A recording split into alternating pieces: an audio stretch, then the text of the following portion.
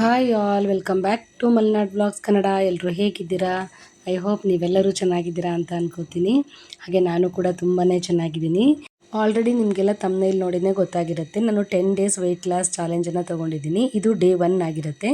ಈ day 1 weight loss journey ಯಾವ ರೀತಿ ಎಲ್ಲ ಹೋಯಿತು ಅನ್ನೋದನ್ನು ಫುಲ್ ಡೇನಲ್ಲಿ ನಾನು ಈ ವಿಡಿಯೋದಲ್ಲಿ ನಿಮಗೆ ತೋರಿಸಿದ್ದೀನಿ.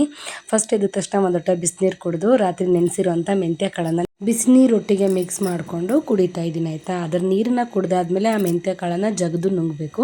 ಅದು ನಮ್ಮ ಡೈಜೆಷನ್ ಪವರ್ಗೆ ತುಂಬಾ ಹೆಲ್ಪ್ ಮಾಡುತ್ತೆ. ಹಾಗೆ ನಮ್ಮ ಸ್ಕಿನ್ಗೆ, ಹೇರ್ಗೆ ಎಲ್ಲದಕ್ಕೂ ಒಳ್ಳೆಯದು. ಶುಗರ್ ಇರೋರು ಕೂಡ ಇದನ್ನು ಖಂಡಿತ ಕುಡಿಬೋದು. ದಿನ ಬೆಳಗ್ಗೆ ಇದನ್ನು ಅವ್ರು ಕುಡಿಯೋದ್ರಿಂದ ಅವ್ರ ಶುಗರ್ ಲೆವೆಲ್ ಕೂಡ ನಾರ್ಮಲ್ ಆಗಿರುತ್ತೆ ಅಂತ ಡಾಕ್ಟರ್ಸಿಂದನೇ ಕೇಳ್ಪಟ್ಟಿದ್ದೀನಿ ನಾನು. ತುಂಬಾ ಒಳ್ಳೆಯದು ನಮ್ಮ ಹೆಲ್ತ್ಗೆ ಇದು. ನಮ್ಮ ಅಡುಗೆ ಮನೆಗಿಂತ ದೊಡ್ಡ ಆಸ್ಪತ್ರೆಯೇ ಇಲ್ಲ ಅಲ್ವಾ. ನಮ್ಮ ಅಡುಗೆ ಮನೇಲಿ ಏನು ಸಿಗುತ್ತೋ ಅದರಲ್ಲೇ ನಾವು ಎಲ್ಲವನ್ನೂ ಮಾಡ್ಕೊಳ್ಬೋದು ನಮ್ಮ ಆರೋಗ್ಯಕ್ಕೆ. ಇನ್ನೊಂದು ವಿಚಾರ ಹೇಳ್ಬಿಡ್ತೀನಿ, 10 ಡೇಸಲ್ಲಿ ನನಗೆಲ್ಲ ವೆಯ್ಟು ರಿಡ್ಯೂಸ್ ಆಗುತ್ತೆ, ನಾನು ಫುಲ್ ಸ್ಲಿಮ್ ಆಗಿಬಿಡ್ತೀನಿ ಅಂತ ನಾನು ಖಂಡಿತ ಹೇಳ್ತಾ ಇಲ್ಲ. ಈ 10 ದಿನದಲ್ಲಿ ನನ್ನ ಕೈಲಾದಷ್ಟು ನಾನು ಪ್ರಯತ್ನ ಪಡೋಣ ಅಂತ ಹೇಳಿ ಅಷ್ಟೇ. ಈ ವೆಯ್ಟ್ ಲಾಸ್ ಅನ್ನೋದು ಇಂತಿಷ್ಟು ದಿನಕ್ಕೆ ಗಂಟೆಗಳಿಗೆಲ್ಲ ಸೀಮಿತವಾಗಿರುವಂಥದ್ದಲ್ಲ, ನಮ್ಮ ಜೀವನದ ಶೈಲಿಯನ್ನೇ ಬದಲಾಯಿಸ್ಕೊಳ್ಳುವಂಥದ್ದು. ಯಾಕಂದರೆ ಒಂದು 10 ದಿನನೋ 15 ದಿನನೋ 1 ತಿಂಗಳೋ 2 ತಿಂಗಳೋ ನಾವು ಮಾಡಿ ಅದನ್ನು ಬಿಟ್ಬಿಟ್ವಿ ಅಂದರೆ ನಾವು ಮತ್ತೆ ದಪ್ಪ ಆಗಿಬಿಡ್ತೀವಿ. ಅದ್ರ ಬದಲು ನಮ್ಮ ಜೀವನ ಶೈಲಿಯನ್ನೇ ಬದಲಾಯಿಸ್ಕೊಂಡು ನಾವು ಪ್ರತಿದಿನ ಎಷ್ಟು ತಿನ್ನಬೇಕು, ಏನು ತಿನ್ನಬೇಕು, ಯಾವ ಟೈಮಲ್ಲಿ ತಿನ್ನಬೇಕು ಅನ್ನೋದು ನಮ್ಮ ಜೀವನದಲ್ಲಿ ನಾವು ರೂಢಿಸ್ಕೊಂಡ್ಬಿಟ್ರೆ ಅದು ನಮ್ಮ ಇಡೀ ಜೀವನ ಪರ್ಯಂತ ನಾವು ಅದನ್ನು ನಡೆಸ್ಕೊಂಡು ಹೋದಾಗ ನಮ್ಮ ವೆಯ್ಟು ಮ್ಯಾನೇಜ್ ಆಗುತ್ತೆ, ಜೊತೆಗೆ ನಮ್ಮ ಆರೋಗ್ಯ ಕೂಡ ಚೆನ್ನಾಗಿರುತ್ತೆ ಅಂತ ಅಷ್ಟೇ, ಮತ್ತಿನ್ನೇನಿಲ್ಲ. ಇನ್ನು ಮಧ್ಯಾಹ್ನಕ್ಕೆ ಅಡುಗೆ ಮಾಡ್ಕೊಳ್ಬೇಕು. ನಾನಿವಾಗ ಇಂಟರ್ಮಿಟೆಂಟ್ ಫಾಸ್ಟಿಂಗ್ ಮಾಡ್ತಾಯಿದ್ದೀನಿ. ಅಂದರೆ ನಾನು ರಾತ್ರಿ ಏನು ಒಂದು 8 ಗಂಟೆ ನಾನು ಊಟ ಮಾಡಿ ನಿಲ್ಲಿಸಿದ್ದೆ ಅಂತಂದರೆ ಇವತ್ತು ಬೆಳಗ್ಗೆ ನಾನು 8 ಗಂಟೆ ಅಂದರೆ 8 ಗಂಟೆಗೆ 12 ಅವರ್ ಆಗುತ್ತೆ. ಆವಾಗ 12 ಅವರ್ಗಿಂತ ನನಗೆ 16 ಅವರ್ಸ್ ಫಾಸ್ಟಿಂಗ್ ಮಾಡಬೇಕು ಅಂತ ಹೇಳಿ 8 ಗಂಟೆ ಅಂದರೆ 10ರಿಂದ 12 ಗಂಟೆಗೆ ನಾನು ಬೆಳಗ್ಗೆ ತಿಂಡಿ ತಿನ್ನಬೇಕು ಅಂತ ಅಂದ್ಕೊಂಡಿದ್ದೀನಿ. ಬಟ್ ಹಾಗಂತೇಳಿ ಬೆಳಗ್ಗೆ ಬರೀ ನೀರು ಕುಡ್ಕೊಂಡಿಲ್ಲ, ನಾನು ಮೆಂತ್ಯನ ಕೂಡ ನಾನು ತಿಂದಿದ್ದೀನಿ, ನಿಮಗೆ ತೋರಿಸಿದ್ದೀನಲ್ವ. ನನ್ನ ವೆಯ್ಟ್ ಕೂಡ ನೋಡಿ 70 kg 100 ಗ್ರಾಮ್ ಇದ್ದೀನಿ. ನಾನು ಈ 70 ಅನ್ನೋದನ್ನು ನಾನು ನೋಡೇ ಇರಲಿಲ್ಲ. ಮೋಸ್ಟ್ಲಿ ನಮ್ಮಲ್ಲಿ ವೇಯಿಂಗ್ ಮೆಷಿನ್ ಇರಲಿಲ್ಲಲ್ಲ, ಮೋಸ್ಟ್ಲಿ ಅದರಿಂದ ನಾನು ನೋಡಿರಲಿಲ್ವೋ ಏನೋ. ಮೊದಲು ಇದಕ್ಕಿಂತ ಜಾಸ್ತಿ ಇದ್ದು ಏನೋ ಗೊತ್ತಿಲ್ಲ ನನಗೆ. ಈ ಬದನೆಕಾಯಿ ನೋಡಿ ಎಷ್ಟು ದೊಡ್ಡ ಇದೆ ಅಂತ. ಇಷ್ಟು ದೊಡ್ಡ ಬದನೆಕಾಯಿ ನನಗಂತೂ ಸಿಕ್ಕೇ ಇರಲಿಲ್ಲ ಯಾವತ್ತು, ಫಸ್ಟ್ ಟೈಮು. ಅದರಲ್ಲಿ ಏನಾದರೂ ಒಂದು ರೆಸಿಪಿ ಮಾಡಬೇಕು. ಇವಾಗ ನಾನು ಸೊಪ್ಪಿನ ಸಾರು ಮಾಡ್ಕೊಳ್ಳೋಣ ಅಂಥೇಳಿ. ನಮ್ಮ ಮಲೆನಾಡು ಕಡೆ ಬಸ್ಸಾರು ಮತ್ತು ಮಸ್ಸೊಪ್ಪು ಇದನ್ನೆಲ್ಲ ಮಾಡೋದಿಲ್ಲ. ಸಾಮಾನ್ಯವಾಗಿ ಸೊಪ್ಪನ್ನೆಲ್ಲ ಕಟ್ ಮಾಡಿಬಿಟ್ಟು ಪಲ್ಯ ಮಾಡ್ತೀವಿ, ಇಲ್ಲಾಂದರೆ ಬೇಳೆ ಹಾಕ್ಬಿಟ್ಟು ಸಾಂಬಾರು ಮಾಡ್ತೀವಿ. ಬಟ್ ನಾನಿವತ್ತು ಬಸ್ಸಾರು ಮಾಡೋಣ ಅಂದ್ಕೊಂಡಿದ್ದೀನಿ. ಬಟ್ ನಮ್ಮ ಫ್ಯಾಮಿಲಿಯವರೆಲ್ಲ ಮೂಲತಃ ಬಯಲುಸೀಮೆ ಕಡೆಯವರಂತೆ ನಮ್ಮ ತಾತನವರೆಲ್ಲ. ಹಾಗಾಗಿ ನಮ್ಮ ಮನೆಗಳಲ್ಲಿ ಫ್ಯಾಮಿಲಿಯಲ್ಲಿ ಎಲ್ಲರ ಮನೆಯಲ್ಲೂ ಬಸ್ಸಾರು, ಈ ಮಸ್ಸೊಪ್ಪು ಇದನ್ನೆಲ್ಲ ಮಾಡೇ ಮಾಡ್ತಾರೆ. ಈ ಅರವೆ ಸೊಪ್ಪು ಮತ್ತು ಮೆಂತ್ಯ ಸೊಪ್ಪನ್ನ ಹಾಕ್ಬಿಟ್ಟು ಇವತ್ತು ಬಸ್ಸಾರು ಮಾಡೋಣ ಅಂದ್ಕೊಂಡಿದ್ದೀನಿ. ಕಡಲೆಕಾಳು, ಹೆಸರು ಕಾಳು ಮತ್ತು ಅವರೆಕಾಳು ಕೂಡ ಸ್ವಲ್ಪನೇ ಇದೆ. ಅದೆಲ್ಲವನ್ನು ಹಾಕಿದ್ರೆ ಪಲ್ಯ ಜಾಸ್ತಿ ಆಗುತ್ತೆ ಅನ್ನೋ ಕಾರಣಕ್ಕೆ ಜಾಸ್ತಿ ಕಾಳನ್ನು ಹಾಕ್ತಿರೋದು. ನಾವು ಈ ಡಯಟ್ ಮಾಡುವಾಗ ಅಂತಲೇ ಅಲ್ಲ, ಹೆಚ್ಚಾಗಿ ನಾವು ನಮ್ಮ ದಿನನಿತ್ಯ ಜೀವನದಲ್ಲಿ ಹೆಚ್ಚು ಸೊಪ್ಪು, ತರಕಾರಿಗಳನ್ನು ಮತ್ತು ಕಾಳುಗಳನ್ನು ನಾವು ಜಾಸ್ತಿ ತಿನ್ನಬೇಕು. ಅದರಲ್ಲಿ ಅತಿ ಹೆಚ್ಚು ನಾರಿನ ಅಂಶ ಇರುತ್ತೆ. ಹಾಗೆ ಅದರಲ್ಲಿ ಪ್ರೋಟೀನ್ ಕೂಡ ನಮಗೆ ಸಿಗ್ತಾ ಹೋಗುತ್ತೆ.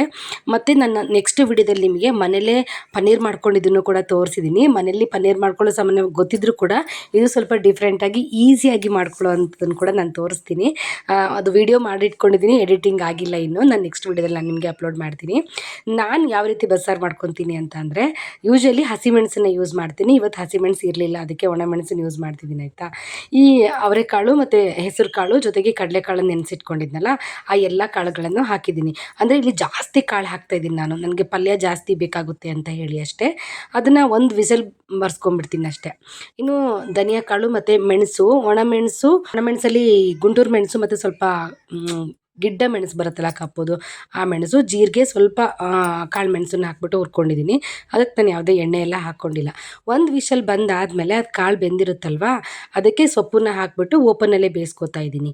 ಸೊಪ್ಪನ್ನ ಹಾಕಿ ಅದಕ್ಕೆ ಸ್ವಲ್ಪ ಹೀಗೆ ಅಲ್ಲಾಡಿಸ್ಬಿಟ್ಟು ಅದನ್ನು ಮುಚ್ಚಿಟ್ರೆ ಚೆನ್ನಾಗಿ ಬೇಯುತ್ತೆ, ಆಯಿತಾ. ಈ ಥರ ಸೊಪ್ಪಿನ ಸಾರೆಲ್ಲ ಮಾಡಿಕೊಂಡ್ರೆ ನಮಗೆ ಡಯಟ್ ಮಾಡಬೇಕು ಅಂತ ಅನ್ನೋರಿಗೆ ತುಂಬಾ ಈಸಿ. ಏನಾದರೂ ನಮಗೆ ಕ್ರೇವಿಂಗ್ಸ್ ಆಗ್ತಾಯಿದೆ ಅಂದಾಗ ಈ ಸೊಪ್ಪಿನ ಪಲ್ಯನೆಲ್ಲ ತಿನ್ಕೊಳ್ಬೋದು, ಚೆನ್ನಾಗಿರುತ್ತೆ. ಇನ್ನು ಖಾರ ರುಬ್ಬಕ್ಕೆ ಅಂತ ಹೇಳಿ ಈರುಳ್ಳಿ, ಬೆಳ್ಳುಳ್ಳಿ ಮತ್ತು 1.5 ಅಷ್ಟು ಟೊಮೆಟೊ ಹಾಕ್ತಾಯಿದ್ದೀನಿ. ಸ್ವಲ್ಪ ತೆಂಗಿನಕಾಯಿ ಕೂಡ ತುರಿದು ಹಾಕೋತಾ ಇದ್ದೀನಿ ನಾನು. ಇದಕ್ಕೆ ಚೆನ್ನಾಗಿರುತ್ತೆ. ಇದನ್ನು ಮುದ್ದೆ ಜೊತೆಗೆಲ್ಲ ತಿನ್ಬೋದು. ನಮ್ಮ ಕರ್ನಾಟಕದಲ್ಲಿ ಅದೇ ಫೇಮಸ್ ಅಲ್ವಾ, ಬಸ್ಸಾರು, ಮುದ್ದೆ ಎಲ್ಲ. ಅದು ನಮ್ಮ ಆರೋಗ್ಯಕ್ಕೆ ತುಂಬಾ ಒಳ್ಳೆಯದು. ನಾವು ತಿನ್ನೋದು ಸ್ವಲ್ಪ ಕಡಿಮೆ ಅಷ್ಟೇ. ಆದಷ್ಟು ಬೆಳಗ್ಗೆ ಬ್ರೇಕ್ಫಾಸ್ಟು ತುಂಬ ಲೈಟಾಗಿರಬೇಕು. ಯಾಕಂದರೆ ನಾವು ರಾತ್ರಿ ಫಾಸ್ಟಿಂಗ್ ಏನು ಮಾಡಿರ್ತೀವಲ್ಲ ನೈಟ್ ಪೂರ್ತಿ, ಅದನ್ನು ಬ್ರೇಕ್ ಮಾಡೋಕ್ಕಷ್ಟೇ ನಾವು ಬ್ರೇಕ್ಫಾಸ್ಟ್ ಮಾಡೋದು. ಹೊಟ್ಟೆ ತುಂಬ ಚೆನ್ನಾಗಿ ರೈಸು ಅದು ಇದು ಎಲ್ಲ 2-3 ಥರದ್ದು ನಾವೆಲ್ಲ ತಿಂದಾಗ ಹೊಟ್ಟೆ ಫುಲ್ ಆಗಿಬಿಟ್ಟಿರುತ್ತೆ. ನಾವು ಪೂರ್ತಿ ಏನು ತಿಂತೀವಲ್ಲ ಅದಿಷ್ಟನ್ನು ಕರಗಿಸೋ ಅಷ್ಟು ಕೆಲಸ ಖಂಡಿತ ಮಾಡಲ್ಲ. ಜಾಸ್ತಿ ಕೂತ್ಕೊಂಡಿರ್ತೀವಿ. ಅಡುಗೆನೂ ಅಷ್ಟೇ, ನಾವೇನು ಕಲ್ಲಲ್ಲಿ ರುಬ್ಬೋದಿಲ್ಲ, ಏನಿಲ್ಲ. ಆ ಥರದ ಕೆಲಸಗಳನ್ನು ಮಾಡೋದ್ರಿಂದ ನಾವು ನಾವು ಕಡಿಮೆ ಕ್ಯಾಲೋರಿ ಇರೋದನ್ನು ತಿನ್ನಬೇಕಾಗತ್ತೆ. ನಾವು ಜಾಸ್ತಿ ಕ್ಯಾಲೋರಿ ತಿಂದಷ್ಟು ಕೂಡ ಜೀರ್ಣ ಆಗದೇ ಇದ್ದಾಗ ಅದೇನಾಗುತ್ತೆ, ಅದು ಫ್ಯಾಟಾಗಿ ಕನ್ವರ್ಟ್ ಆಗುತ್ತೆ. ಈಗ ನಮ್ಮ ಕೈಲೊಂದು 10,000 ರೂಪಾಯಿ ದುಡ್ಡಿದೆ, ನಮ್ಮದು 1,000 ರೂಪಾಯಿ ನಾವು ಖರ್ಚು ಮಾಡಿಬಿಟ್ರೆ ನಮಗೆ 1,000 ರೂಪಾಯಿ ಇವತ್ತಿಗೆ ಸಾಕು ಅಂತಂದಾಗ ಇನ್ನು 9,000 ರೂಪಾಯಿ ನಾವು ಹೆಂಗೆ ಸೇವ್ ಮಾಡಿರ್ತೀವಿ ಹೇಳಿ. ಆವಾಗ ಅದೇ ಥರನೇ ನಾವು ಏನು ಊಟ ಮಾಡಿರ್ತೀವಿ ಅದ್ರಲ್ಲಿ ಅವತ್ತಿಗೆ ನಮ್ಗೆ ಎಷ್ಟು ಬೇಕು ಅಷ್ಟು ಮಾತ್ರ ಎನರ್ಜಿಯಾಗಿ ಕನ್ವರ್ಟ್ ಆಗೋದು. ಉಳಿದಿರೋದೆಲ್ಲ ಬ್ಯಾಡ್ ಫ್ಯಾಟಾಗಿಯೇ ಕನ್ವರ್ಟ್ ಆಗುತ್ತೆ. ನಾವು ಆ ಫ್ಯಾಟನ್ನು ನಾವು ಕರಗಿಸೋದೇ ಇಲ್ಲ. ಮತ್ತು ನಾಳೆ ಮತ್ತೆ ತಿಂತೀವಿ, ನಾಡ್ದು ಮತ್ತೆ ತಿಂತೀವಿ. ಹಾಗೆ ಏನಾಗ್ತಾ ಹೋಗುತ್ತೆ, ಅದು ಎಲ್ಲ ಸ್ಟಾಕ್ ಆಗ್ತಾ ಹೋಗುತ್ತೆ. ಆವಾಗಲೇ ನಾವು ವೆಯ್ಟ್ ಗೇನ್ ಆಗ್ತಾ ಹೋಗೋದು. ಬಟ್ ಇದೆಲ್ಲ ನಮಗೆ ಅರ್ಥ ಆಗೋದ್ರೊಳಗಡೆ ನಾವು ತುಂಬಾ ದಪ್ಪ ಆಗೋಗಿರ್ತೀವಿ. ಬಟ್ ದಪ್ಪ ಆಗೋದು ಅಪರಾಧ, ತಪ್ಪು ಆ ಥರ ಅಲ್ಲ. ನಮ್ಮ ಆರೋಗ್ಯ ಹಾಳಾಗೋ ಥರ ನಾವು ಆಗಬಾರ್ದು ಅಷ್ಟೇ. ನಮ್ಮ ದೇಹದ ಹೈಟು ವೆಯ್ಟು ಅದೆಲ್ಲದೂ ಕೂಡ ಕರೆಕ್ಟಾಗಿರಬೇಕಾಗುತ್ತೆ. ಕೆಲವೊಂದು ಸಲ ಏನಾಗುತ್ತೆ, ಎಸ್ಪೆಷಲಿ ಲೇಡೀಸಲ್ಲಿ ಈ ನಮಗೆ ಡೆಲಿವರಿ ಮತ್ತು ಪ್ರೆಗ್ನೆನ್ಸಿ ಟೈಮಲ್ಲೆಲ್ಲ ವೆಯ್ಟ್ ವೇರಿಯೇಷನ್ ಆಗೇ ಆಗುತ್ತೆ. ಹಾರ್ಮೋನ್ ಇಂಬ್ಯಾಲೆನ್ಸ್ ಆ ಥರದ್ದೆಲ್ಲ ಪ್ರಾಬ್ಲಮ್ಸ್ ಇರುತ್ತೆ. ಅದಕ್ಕಾಗಿ ನಾವು ಆದಷ್ಟು ನಾವು ತಿನ್ನೋ ಆಹಾರನ ನೋಡ್ಕೊಂಡು ತಿನ್ನಬೇಕಾಗುತ್ತೆ. ಯಾವ ಆಹಾರ ತಿನ್ನಬೇಕು, ತಿನ್ನಬಾರ್ದು, ಎಷ್ಟು ತಿನ್ನಬೇಕು ಅನ್ನೋದು ತುಂಬಾ ಇಂಪಾರ್ಟೆಂಟು. ಎಸ್ಪೆಷಲಿ ನೈಟ್ ಊಟ ನಾವು ಎಷ್ಟು ಕಡಿಮೆ ಮಾಡ್ತೀವೋ ಅಷ್ಟು ಒಳ್ಳೆಯದಾಗುತ್ತೆ. ಯಾಕಂದರೆ ನಾವು ಊಟ ಮಾಡಿದ್ಮೇಲೆ ಯಾವುದೇ ರೀತಿ ಚಲನವಲನಗಳಿರೋದಿಲ್ಲ. ಅಂದರೆ ನಾವು ನಡೆಯೋದಾಗಿರಲಿ ಏನಿಲ್ಲ, ಊಟ ಮಾಡಿದ ತಕ್ಷಣ ಮಲ್ಕೋತೀವಿ. ಹಾಗಾಗಿ ನಾವು ತಿಂದಿರೋ ಊಟ ಏನೂ ಜೀರ್ಣ ಆಗೋಲ್ಲ, ಅದು ಫ್ಯಾಟಾಗಿ ಕನ್ವರ್ಟ್ ಆಗೇ ಆಗುತ್ತೆ ಅಲ್ವಾ. ಆ ಥರ ಹೇಳ್ತಿರೋದು. ನಾವು ಆದಷ್ಟು ರಾತ್ರಿ ಊಟನ 7 ಗಂಟೆ ಒಳಗೆ ಮುಗಿಸ್ಕೊಳ್ಳೋದು ತುಂಬ ಅಂದರೆ ತುಂಬಾ ಒಳ್ಳೆಯದು. ಕೆಲವರೆಲ್ಲ ಕೇಳ್ತಾರೆ, ಮೊದಲಿನೆಲ್ಲ ಆವಾಗಿನ ಕಾಲದಲ್ಲೆಲ್ಲ ಏನು 7 ಗಂಟೆಗೆ ಊಟ ಮಾಡ್ತಿದ್ರಾ? ಏನಿಲ್ಲ, ಲೇಟಾಗೆ ಊಟ ಮಾಡ್ತಿದ್ರು, ಅವರೆಲ್ಲ ಚೆನ್ನಾಗಿರ್ಲಿಲ್ವಾ, 100 ವರ್ಷ ಬದುಕ್ತಿರ್ಲಿಲ್ವಾ ಅಂತ. ಹೌದು ಗುರು, ಅವರು ಅದೇ ಥರ ಕೆಲಸ ಮಾಡೋರು. ಅವರು ಇವಾಗ ರಾತ್ರಿ ಊಟ ಮಾಡ್ತಿದ್ದಾರೆ ಅಂದರೆ ರಾತ್ರಿ ಕೂಡ ಕೆಲಸ ಮಾಡೋರು ಅವರು. ಅವ್ರಿಗೆ ನಾವು ಕಂಪೇರ್ ಮಾಡ್ಕೊಳ್ಳೋಕ್ಕೆ ಆಗಲ್ಲ. ಬೆಳಗ್ಗೆ ಅವರು ಒಂದು ಮುದ್ದೆ ತಿಂದ್ಬಿಟ್ಟು ಕೆಲ್ಸಕ್ಕೆ ಹೋದ್ರು ಅಂದರೆ ಇನ್ನು ಸಂಜೆನೇ ಬಂದು ತಿಂತಾ ಇದ್ದಿದ್ದು. ಒಂದು ದಿನಕ್ಕೆ 2 ಹೊತ್ತು ಊಟ ಅಂತಲೇ ಮಾತಲ್ವಾ, ಮಾತಲ್ಲಿ ಯಾವಾಗಲೂ ಹೇಳ್ತಿದ್ರು ನೋಡಿ 2 ಹೊತ್ತಿನ ಊಟ ಅಂತ. ಬಟ್ ಇವಾಗ ನಾವು 4-5 ಹೊತ್ತು ತಿಂತಾ ಇದ್ದೀವಿ. ನಾವು ತಿನ್ನೋ ಊಟದಲ್ಲಿ ಜಾಸ್ತಿ ಕ್ಯಾಲೋರಿ ಇರುತ್ತೆ, ಫ್ಯಾಟ್ ಇರುತ್ತೆ, ಆದರೆ ನಾರಿನಾಂಶನೇ ಇರೋದಿಲ್ಲ. ನಮಗೆ ಬೇಕಾಗಿರುವಂಥದ್ದನ್ನು ನಾವೇನು ತಿಂತಾ ಇಲ್ಲ. ನಮ್ಗೆ ಏನಾಗಿದೆ ಗೊತ್ತಾ, ನಾವು ನಾಲ್ಗೆ ರುಚಿಗಾಗಿ ತಿಂತಾ ಇದ್ದೀವಿ ಇಲ್ಲಿ. ನಾವು ನಾಲ್ಗೆ ರುಚಿನ ಬಿಟ್ಟು ನಮ್ಮ ದೇಹಕ್ಕೆ ಏನು ಬೇಕು ಅದನ್ನು ನಾವು ಯೋಚನೆ ಮಾಡಿ ತಿಂದರೆ ನಾವು ಖಂಡಿತ ಆರೋಗ್ಯವಾಗಿರ್ಬೋದು. ನನಗನ್ಸಿರೋವಂಥದ್ದನ್ನು ಹೇಳಿದ್ದೀನಿ ಅಷ್ಟೇ. ಇದು ಮಧ್ಯಾಹ್ನಕ್ಕೆ ಮುದ್ದೆ ಮಾಡ್ಕೊತಾ ಇದ್ದೀನಿ. ಪ್ರತಿ ಸಲನೂ ಒಂದು ಮುದ್ದೆ ಮಾಡಿದಾಗ ಒಂದು ಪುಟಾಣಿ ಮುದ್ದೆ ಖಂಡಿತ ಆಗೇ ಆಗುತ್ತೆ. ಅದು ನಮ್ಮ ಪಾಪು ತಿಂತಾನೆ, ಅದರಲ್ಲಿ ಒಂದು ಅರ್ಧ ಅಷ್ಟೇ ಆಯಿತಾ. ಬಸ್ಸಾರು, ಮುದ್ದೆ, ಸೊಪ್ಪು. ನಾನು ಈ ರೀತಿ ಬಸ್ಸಾರು ಮಾಡ್ತೀನಿ. ನೀವು ಯಾವ ರೀತಿ ಮಾಡ್ತೀರಾ ಅಂತ ನನಗೆ ಕಮೆಂಟ್ ಮಾಡಿ ಆಯಿತಾ. ಅಥವಾ ನಾನು ಮಾಡಿದ್ದು ಕರೆಕ್ಟಾಗಿದೆಯಾ ಅಥವಾ ಏನಾದರೂ ಆ್ಯಡ್ ಮಾಡ್ಕೊಳ್ಬೇಕಾ ಅಂತ ನನಗೆ ಕಮೆಂಟ್ ಮಾಡಿ ಹೇಳಿ. ನನಗೆ ಏನಾದರೂ ಸಜೆಷನ್ ಇದ್ದರೆ ನಾನು ಅದನ್ನು ಆಕ್ಸೆಪ್ಟ್ ಮಾಡ್ತೀನಿ. ಓಕೆ, ನಾನು ನೆಕ್ಸ್ಟ್ ಟೈಮ್ ಮಾಡೋವಾಗ ನೀವು ಹೇಗೆ ಹೇಳ್ತೀರಲ್ಲ ಅದನ್ನು ನಾನು ಫಾಲೋ ಮಾಡ್ತೀನಿ. ಇದು ನನ್ನ ಮಧ್ಯಾಹ್ನದ ಊಟ. ಅಂದರೆ ನಾನು ಬೆಳಗ್ಗೆ ತಿಂಡಿನ ಸ್ಕಿಪ್ಪೇ ಮಾಡಿಬಿಟ್ಟಿದ್ದೀನಿ ಇವತ್ತು. ಆ್ಯಕ್ಚುಲಿ ಡೈಲಿ ಮಾಡ್ತೀನಿ ಅಂತಲ್ಲ, ಓಟ್ಸ್ ಅಂದರೆ ಓವರ್ ನೈಟ್ ಓಟ್ಸ್ ಎಲ್ಲ ನಾನು ತೊಗೊಳ್ತೀನಿ. ಬಟ್ ಇವತ್ತು ನಾನು ತೊಗೊಂಡಿಲ್ಲ. ಇವತ್ತು ನಾನು ಬೆಳಗ್ಗೆಗೆ ನೀರು ಮತ್ತು ಮೆಂತ್ಯ ನೀರು ಏನು ಕುಡಿದಿದ್ದೆ ಅದಾದಮೇಲೆ ಈಗ ಮಧ್ಯಾಹ್ನ ಹೆಚ್ಚು ಕಡಿಮೆ ಒಂದು 2 ಗಂಟೆ ಆಗಿದೆ. ಅಡುಗೆ ಎಲ್ಲ ಆಗುವಾಗ ಲೇಟ್ ಆಯಿತು. ಆವಾಗ ನಾನು ಊಟ ಮಾಡಿದ್ದು. ಸಂಜೆ ಒಂದು 4:15 4:45 ಆಗಿತ್ತು. ನನ್ನ ಮಗ ಸ್ಕೂಲಿಂದ ಬಂದ ಮೇಲೆ ಗ್ರೀನ್ ಟೀ ಕುಡಿಯೋಣ ಅಂತ ಅನ್ನಿಸ್ತು. ನಾನು ನನ್ನ ಲೈಫಲ್ಲಿ ಫಸ್ಟ್ ಟೈಮ್ ಗ್ರೀನ್ ಟೀ ಕುಡಿತಿರೋದು. ಅಂದರೆ ಲೀಫು, ಅಂದರೆ ಫುಲ್ಲು ಲೀಫ್ ಬರುತ್ತಲ್ಲ, ಅದಿತ್ತು ಮುಂಚೆ ನಮ್ಮ ಶಾಪಲ್ಲಿ. ಅವಾಗ ನಾವು ಅದನ್ನು ಯೂಸ್ ಮಾಡ್ತಾಯಿದ್ವಿ.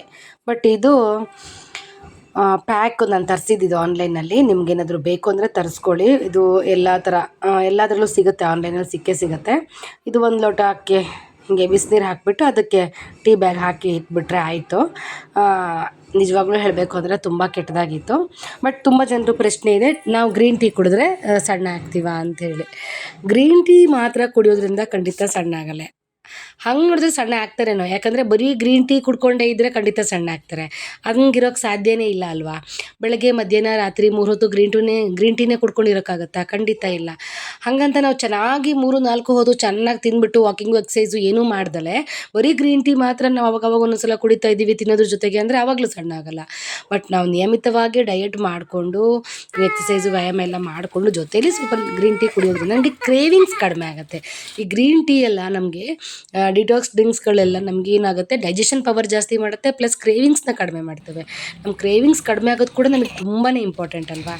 ಸಂಜೆ ಹೊತ್ತಿಗೆ ಗ್ರೀನ್ ಟೀ ಕುಡಿದಾದ್ಮೇಲೆ ಮಕ್ಕಳನ್ನೆಲ್ಲ ಕರ್ಕೊಂಡು ಸೈಕಲ್ ಹೊಡಿಯೋಕ್ಕಂತ ಸೈಕಲ್ ಹೊಡಿಸಿ ಜೊತೆಲಿ ನಾನು ಕೂಡ ವಾಕಿಂಗ್ ಎಲ್ಲ ಮಾಡಿಕೊಂಡು ಹಾಗೆ ನಮ್ಮ ಚಿಕ್ಕಪ್ಪ ಮನೆ ಹತ್ರ ಹೋದ್ವಿ.